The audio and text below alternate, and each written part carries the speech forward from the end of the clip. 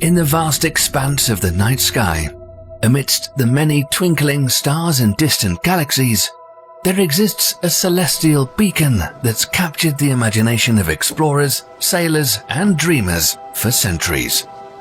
This guiding light, steadfast and unwavering, is none other than Polaris, the North Star. But lately, there have been some reports that something strange is happening to our guiding light in the night sky. So, what is all the recent hype about? We'll take a look at what researchers are saying. Get ready to join us on a mesmerizing cosmic journey to the North Star and find out what astronomers are now saying about the strange and unknown things happening to Polaris.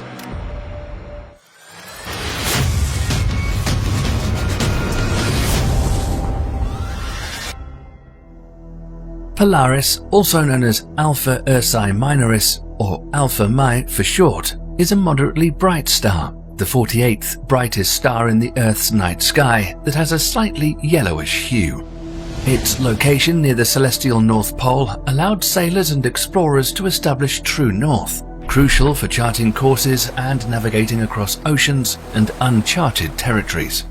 Polaris appears motionless in the night sky because it aligns almost perfectly with the Earth's axis of rotation.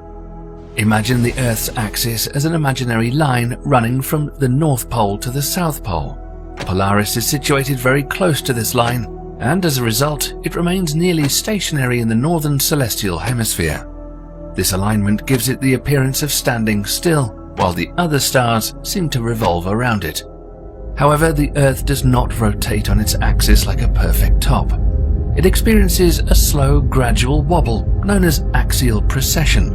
This wobbling motion is caused by gravitational interactions with the Sun and the Moon. Over a span of approximately 26,000 years, the Earth's axis traces out a circular path, much like the slower rotation of a spinning top that's starting to lose its balance. As Earth undergoes axial precession, the orientation of its axis changes relative to the background stars. This phenomenon has several consequences, one of which is the shifting of the position of the North Star over long periods of time. While Polaris is currently our North Star, due to the Earth's wobble, in about 13,000 years, another star, Vega, will take on this role. The place in the sky that the Earth's North Pole points to also changes slowly over a vast amount of time. Researchers call this movement stellar precession. Back in 3000 BC, a faint star called Thuban in the constellation Draco was the North Star around the same time the Egyptians built the pyramids. It wasn't until about 500 AD that Polaris became the North Star. As time passes, it will move closer to the Earth's North Pole until it's directly above it sometime in the year 2102. Then it will start to move away again, but remain the closest star to the North Pole until 3000 AD. Some of you may be asking by now, well, how do I find the North Star? Well, that all depends on where you live on planet Earth, as in some places it cannot be seen. If you've been watching our channel for some time, you're now probably familiar with the constellations, those groups of stars in the night sky that resemble earthly objects or mythical figures. So now we're going to make you an expert at finding a couple of these constellations and thereby locating the North Star so you can impress your friends and family. There are a couple of ways to find the North Star. The first way is to locate the constellation known as the Big Dipper. This constellation has the distinct shape of 7 bright stars that resemble a ladle or a scoop. It's actually quite easy to find, and most stargazers can identify it quickly in the night sky. Within the Big Dipper, identify the 2 stars at the end of the cup-shaped bowl opposite the handle, which some astronomers and stargazers call pointer stars. These stars, Merak and Dubhe, point toward Polaris. Now keep in mind the length between these 2 stars and draw an imaginary line from Merak through Dubhe and go about 5 times that length outward. If you did this correctly, you should see a fairly bright star twinkling in the night sky above you. Now, if you're not sure if what you found is the North Star, then take a look to the left of that star you located and see if you can locate the constellation, the Little Dipper. There are 3 stars that make up the handle from the base of the Dipper, and at the end of the handle of the Little Dipper is Polaris.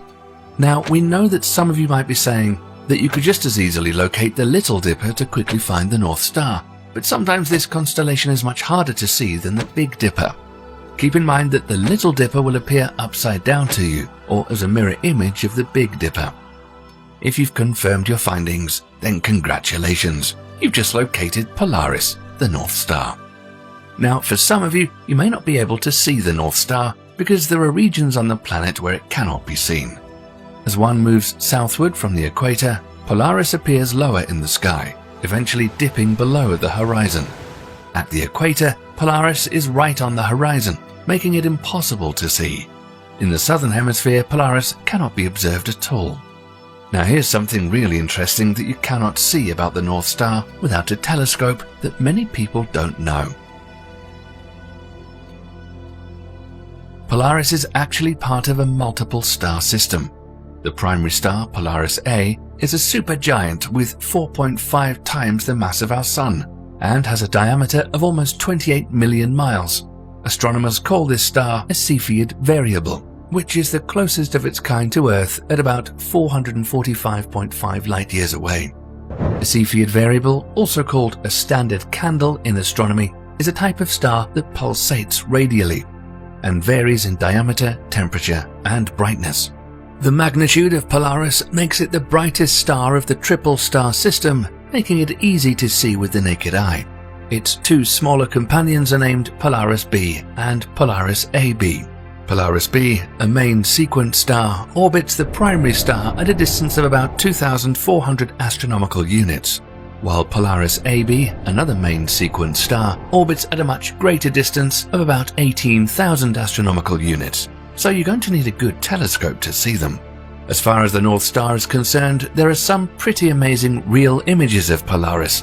This image was captured by the Chandra X-ray Observatory, NASA's flagship X-ray telescope, and what it imaged was breathtaking. Now, if we start to zoom out on this image, we get to see the North Star's surroundings in amazing detail. Those are not earthly clouds you're seeing, but what is called an integrated flux nebula that is mostly composed of dust particles, hydrogen and carbon monoxide, among other elements. And this image gives us an even clearer look at the nebula that appears to surround Polaris. But the surprising thing is that even though it looks like it's surrounding Polaris, it's actually located behind the star, far away from the galactic plane. Now here's an interesting thing. These integrated flux nebula are illuminated by not just a single star, but by the energy from the integrated flux of all the stars in the Milky Way. How cool is that? So, now that you have a Destiny Master's degree on Polaris, the North Star, let's see what the big news is that suddenly has a lot of astronomers talking lately. They say that there is something strange going on with the North Star because researchers seem to be having a problem when it comes to measuring just exactly how far away Polaris is from Earth.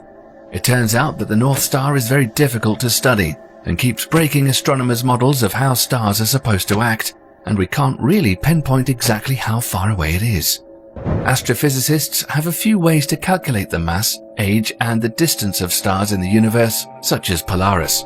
One of these methods is called the stellar evolution model.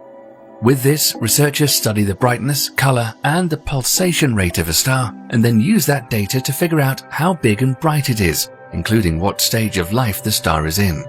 When researchers get that all figured out, they can tell how far away that star is from us. This model is especially precise when it comes to Cepheid variable stars, like our North Star, because their rate of pulsation is directly related to how bright they are, making it relatively easy to tell the distance to these types of stars.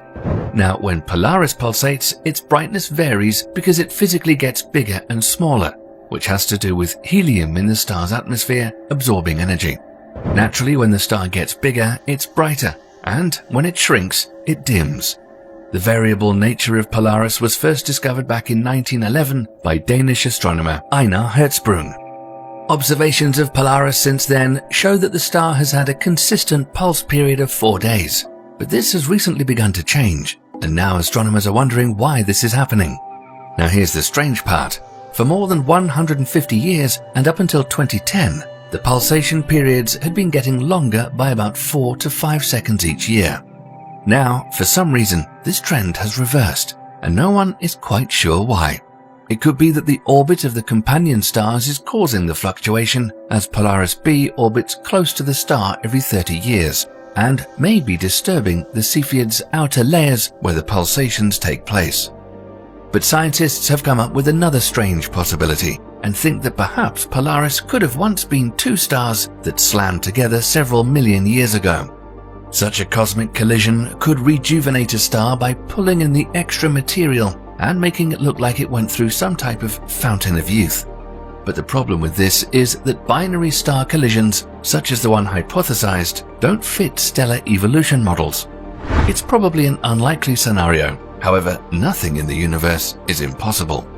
But there is another interesting thing that was recently discovered about Polaris that could help researchers figure out what's going on with the star.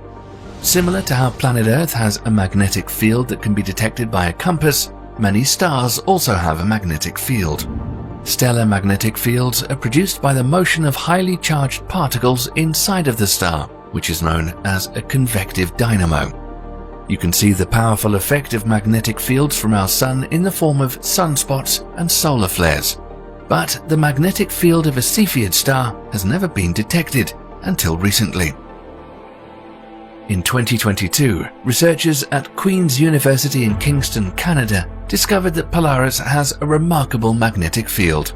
This could explain the weird pulsations, as a stellar magnetic field exerts forces on charged particles in the star's atmosphere and would impact how the star evolves and changes over time. The magnetic field of a star can be responsible for a lot of different things, such as altering the stellar winds of stars, changing their internal structure, and it can even affect the rotation speed of the star. However, little is known about the influence of magnetic fields on Cepheid stars. For one, magnetic fields are very hard to detect around this type of star due to its pulsating behavior. Researchers are saying that understanding the magnetic field of Polaris will help them understand the mysteries of the universe. We think that's a pretty bold statement, and we'll see what happens.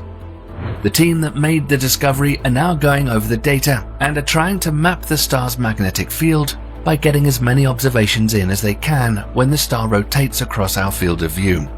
What new things they'll discover about our North Star is anyone's guess. It seems that the more we learn about the cosmos, the less we really understand. With that said, make sure to stay tuned here, so that when new and amazing things are discovered in our universe, you'll be the first to know about it. And if you liked the video, be sure to say thank you by giving us a thumbs up. It really helps us so we can continue to create more great content for you.